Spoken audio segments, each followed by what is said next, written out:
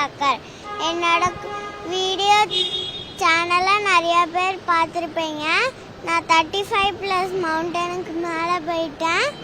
நான் இப்போ Everest base camp போயிட்டு வந்திருக்கேன். ஃபுல்லாக நானே நடந்து போயிட்டு அச்சீவ் பண்ணியிருக்கேன். மேலே போய் நம்ம தேசிய கொடியை காமிச்சிட்டு வந்துட்டேன் சக்ஸஸ்ஃபுல்லாக மேலே போய். இதுக்கு முன்னாடி நான் ஒரு கேதார்நாத் போயிருக்கேன். அதுக்கப்புறம் இந்த ஸ்னோ மவுண்டன் மேலே.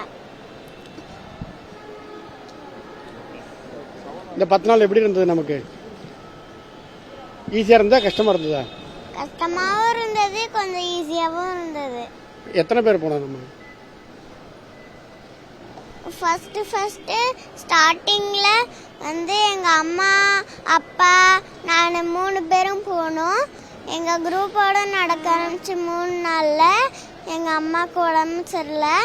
அதனால நாங்கள் எங்கள் அம்மாவை புங்கிட்டங்காங்கிற ஒரு ஊர்லேயே தங்க வச்சுட்டு நானும் அப்பா கைடு அங்கிள் மட்டும் மேலே போயிட்டு அச்சீவ் பண்ணிட்டு வந்துட்டோம்.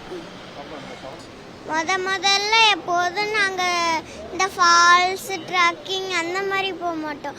ஃபால்ஸஸ் அந்த மாதிரி தான் போவோம். அப்போ ஒரு நாள் ஒரு அங்கிள் எங்கள்கிட்ட சொன்னாங்க, இங்கே பக்கத்தில் ஒரு சிவன் மலை குட்டியாக இருக்கு, அங்கே போயிட்டு வாங்கன்னு. அங்கே நான் ஃபஸ்ட் டைம் போனேன். அது நல்ல எக்ஸ்பீரியன்ஸாக இருந்தது. அதனால அடுத்தடுத்த ட்ரக்கிங் நான் போக ஆரம்பித்தேன்.